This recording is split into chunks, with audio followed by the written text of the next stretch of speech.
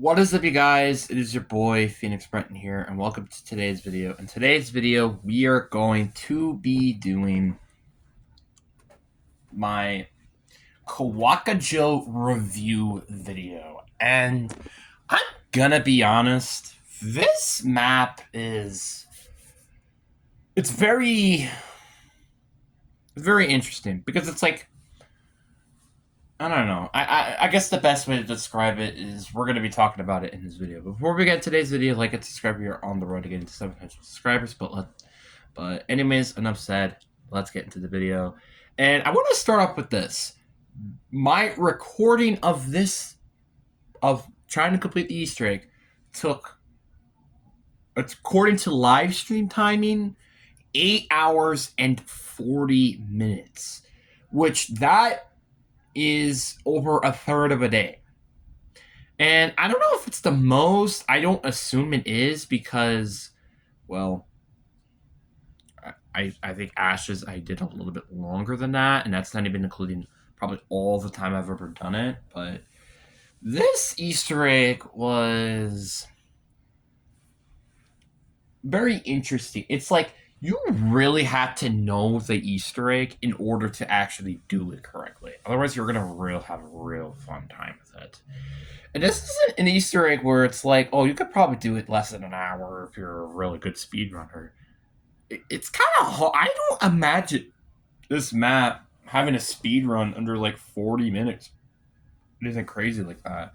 Like, it's not like Totenreich where it's like, it's a very simple, kind of straightforward Easter egg. Or Astral Memoriam, or Paradox. It's a very difficult Easter egg. And I do imagine that the next map coming will probably be the complete opposite of what Kowakujo is, which is have an easy Easter egg, but a very harder boss fight, which we'll talk about the boss fight later. And this, I think, is probably one of the more harder Easter eggs, I think, in the game. But what I love about this Easter egg is it doesn't feel tedious. Is it annoying that we have to pick up like 15 different type of items in the quest? Yes, it is. Like, I'm not gonna lie, I think there's the evidence items, which are like 15 items, because there's 3 in each box and there's 5 of them. Then you have the Wonder Weapon, the Gecko parts, which that's 3 right there, that's 18. And then you have like, I think 5 key items, which that's 23 total items. That is a lot of items to pick up in this game. But I'm not really that all upset with it. Like, especially when some of them are just as simple as like shooting a freaking like some of the steps though are very simple. Like, again, it's just following a fox mask and you get 3 items. Or another really simple one too is just do a defense step, which that's also pretty easy. Like, you see what I mean? Like, some of them are very simple, and one you get from just unlocking Pack-a-Punch. So it's not overly complex, but then there are some like kind of overly complex ones, like the clock step, which if you're not good at math or reading clocks, good luck doing this step.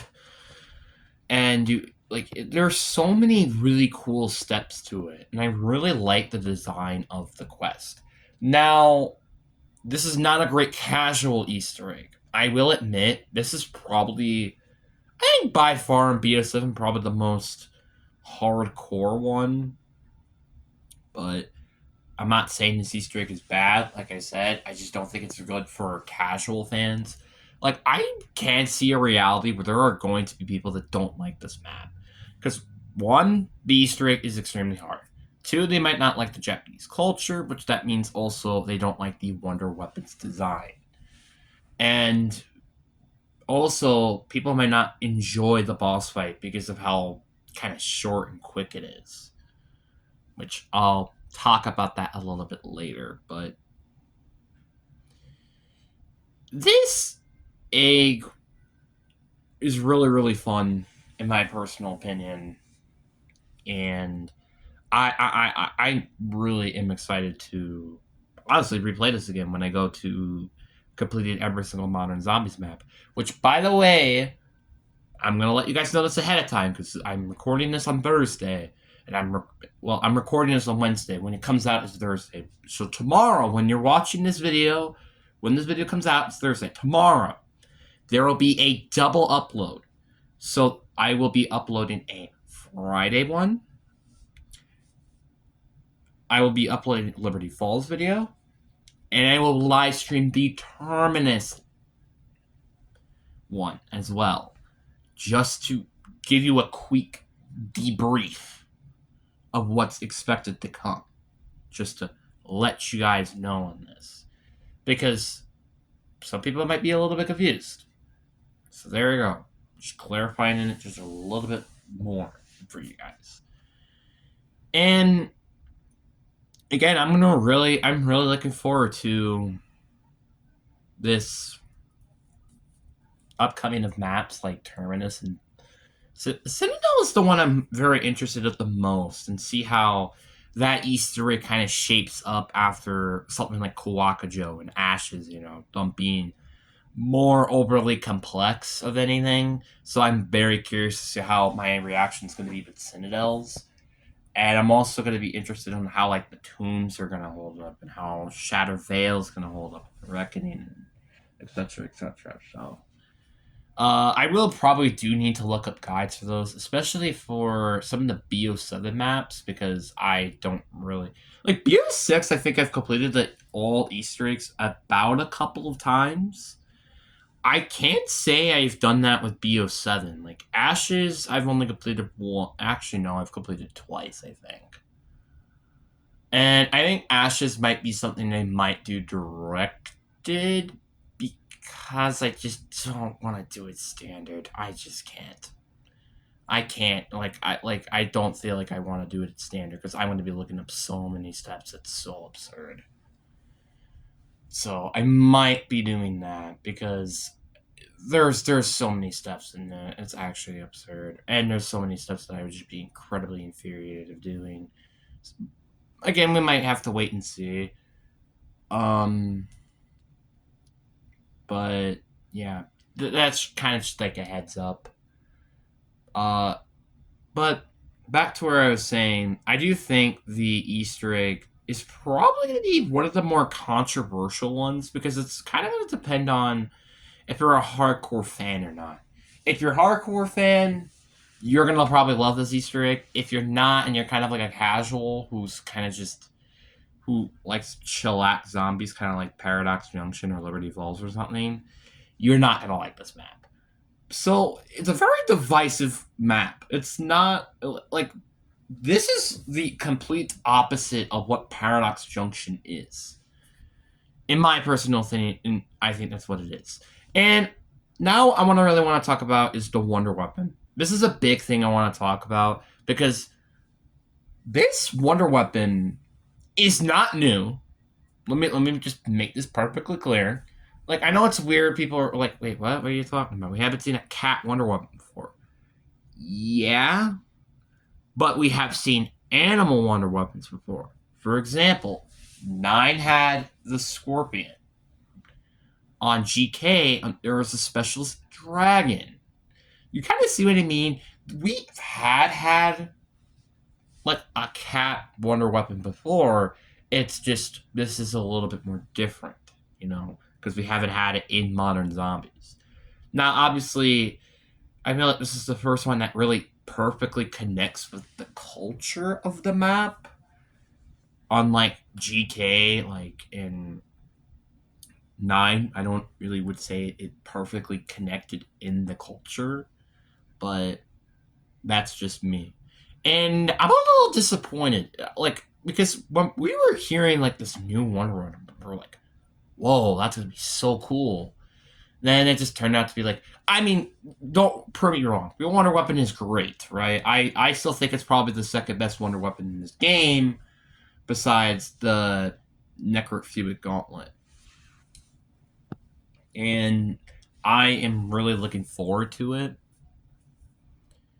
I think it's a really cool Wonder Weapon. I also wonder what it's going to be like Pack 4 as well. I mean, that's a lot of... I've also haven't tried the LGM Pack 4, which I kind of do want to try at some point because I imagine it would be a lot better Pack 4. I imagine. I just haven't tried it, so I will have to wait and see. But I think it's a great wonder weapon. And now that's kind of one of all the big things I had to talk about before we get into the scores of this map. And now, before I talk about it, the overall score is 65 points. And now people are going to be like, whoa, that's way more than Ashes. You think Ashes is better than. You think this map is better than Ashes? Let me be clear with this, okay? Because some people might be a little bit confused. There are 2 extra categories. That is why the score is 65 and it's higher than Ashes, which is currently my highest score. And I haven't gotten to those maps yet, and I don't really want to just throw some random prediction out there of what I would predict all the scores would be. And that's why we're going to wait on that for the moment. I mean, like, maybe the closest one I would probably be able to do is Totem Rank, because I just recently even played that map, actually, because directed mode, which that was, like, about a month ago, if I'm not mistaken, but anyway. But this is definitely, out of the entire list so far, by far the best map. So what do I mean by this? I mean by it is better than any of the Cold War maps. Mauer, Forsaken, Firebase, Steam Machine, and I also think it's better than Liberty Falls. I don't know if it's better than Terminus. I don't know if it's better than Ashes or Totenreich, but it is certainly probably a top 5 map in. I think I can probably confidently say it is a top 5 modern zombies map. And people might disagree with me on this, but I think it is. I think it's a well-deserved placement. Like, it has great side Easter eggs. I think this map does a way better job with side Easter eggs than Totenreich does, because, I mean, honestly, outside of the helmets, there's nothing special with that map. But this one, you have the cat side quest, you have the mech side quest. Even if it's a reused asset of the Rhino, it's still cool regardless. The Path of Sorrows, the parkour ones, like, it's very cool how many cool side quests there are on this map. Now, personally, I wished that, like, again, these side quests, like, and I'm going to be completely honest with you, I am not a person who really does side quests that much, but I do think these side quests are great. My only complaint with the side quests are, one, some of them are kind of lengthy, and two, I am including the Takio side quest, which is it's just probably one of the biggest disappointments, I think, out of this entire map, in my opinion.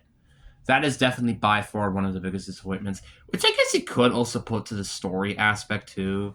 Like, the story of this map is, I think, pretty fun and interesting. Just like, it's a murder mystery. You're trying to solve who murdered the father and yada yada yada, which I think is kind of cool. And also trying to undig Takio's past. But I'm gonna be honest, though, the story of this map is definitely, I think, a disappointment.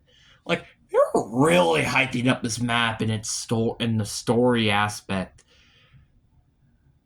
but it really didn't. Like, we can go, like, you can go watch the gameplay trailers, and you cannot tell me that gameplay trailer hyped up the story way more than what this map did.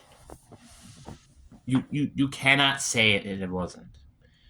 And I think it's a big letdown, especially to Tom Kane and, what happened to him and stuff. I think it's a real shame that this happened, and I really hope that the next map, or anytime they try to do something like this again, where they kind of have a player have its own story, they do a way better job with it. I mean, don't get me wrong, I do think they did a solid job with the story. It's just I'm so disappointed that they didn't get to the same levels as like Rick Toffin's story in Totenreich levels. That's just what I'm sad about. Because imagine this map with a Totenreich like story. Oh god, that would be amazing. I mean, just to kind of say this, like, to be honest with you, the story is the lowest score on my list at a 6 out of 10. Imagine that was a 9 out of 10 or a 10 out of 10 or something like that, you know? This map might be better than Totenreich and Ashes. I know it's a little bit controversial, like I said, but I think if you're in the right mindset, this is a really, really fun map to play. It's absolutely kind of a fun map in high rounds. Now, I know it's a little controversial to also say this too, because some people just do not like defense rounds. I'm one of them that kind of do, kind of don't. Like, I'm kind of an in-betweener on this, but I don't really know about how I feel. Overall, and also the average score was a 7.2 out of 10, and which that means rounded to the nearest whole, it would have been a 7 out of 10. And I think that's around what I would have rated too. I think a 7, maybe even an 8 out of 10 map. I think this is a really, really fun map to play. Like, if you're a real hardcore, this is an amazing map to play. Now, if you're a casual, like I said before, this isn't the ideal map. Like, I think I'm only ever going to play this map if I really want to, like, have a tricky main quest or something. Because this is by far the probably hardest main, like, not boss fight included, but like main quest, I think, out of all the maps in the game. I think by far, and it's not even close. But I do think it's a good enough an experience to still experience. Like, if you guys haven't done the main quest yet, I so highly recommend doing it. If you're not like a big old nerd and stuff with the quest, hey, hook up your boy or get someone like me to help you, and you'll do a lot of work. Obviously, I do think it's definitely required. Like, you need like a cipher or something for some of these steps, like the scroll step, I think, is one. Figuring out what happened as well. Which is like one of the final steps of the Easter egg. I do think that is required because otherwise it's just going to be horrible. But I do think it's a pretty fun experience though overall. And that's going to be it for today's video. I hope you guys enjoy. I do think soon I might upload another video or something, maybe. I don't know. But anyways, I hope you guys have a fantastic day, and I'll see you guys in the next one. Peace.